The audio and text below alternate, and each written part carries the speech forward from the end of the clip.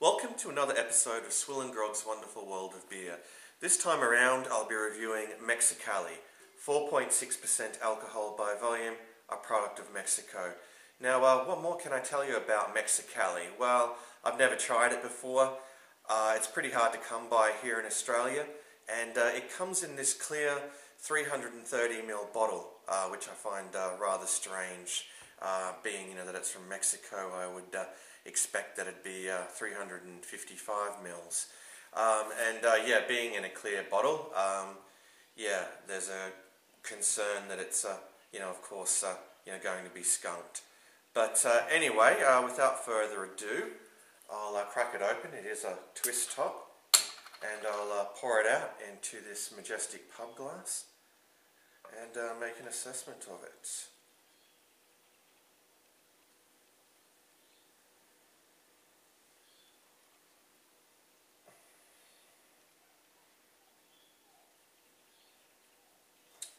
Okay.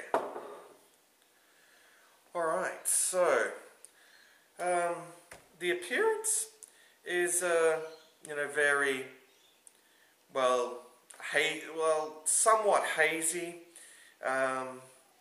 Yeah, golden yellow colour, and there's a fair bit of carbonation present there too. Hopefully the camera is capturing that.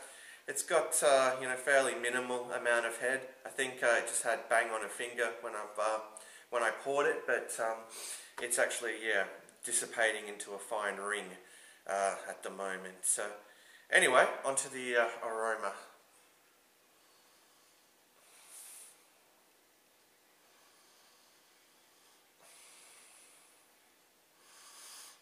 Well, what I'm picking up is a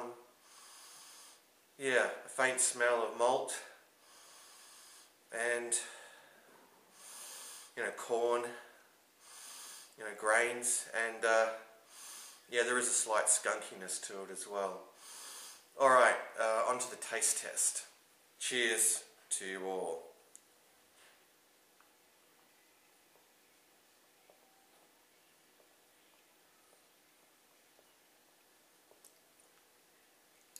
Alright, well, it does have a nice hot bite.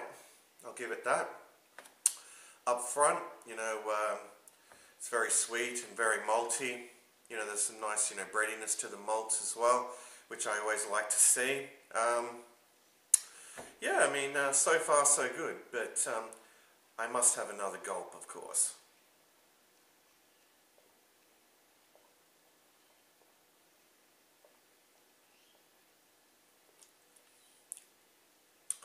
Alright, well, it's holding that taste profile. I was kind of expecting to find it, a little thin and watery, but it's a bit more full-bodied than I expected it to be, in fact. What would I say in terms of its drinkability? Well, it's, very drinkable, and, of course, at 4.6% ABV, very sessionable too. You couldn't go wrong with the carton of these at a barbecue or a party. What would I give it in terms of a score out of 10? Well, I do need to have another gulp.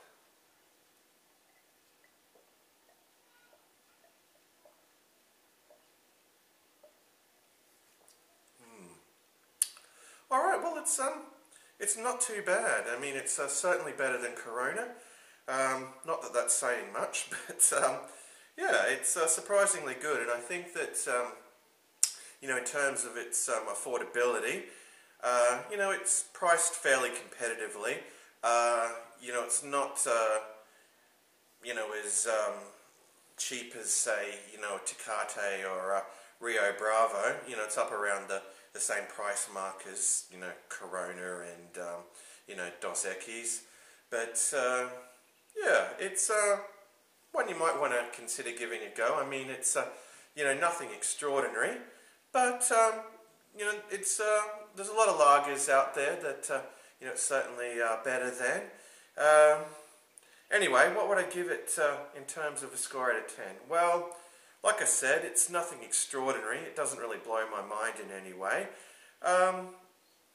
It could be a little bit more flavourful, but you know, it's definitely you know, very crisp and refreshing. And like I said, it's got a very high drinkability. So look, I'd be happy to give it, you know, a 7.5 out of 10. Yeah, I think that's a pretty fair assessment. Anyway, that does bring us to the end of another SwillinGrog beer review. So until next time, fare thee well, all.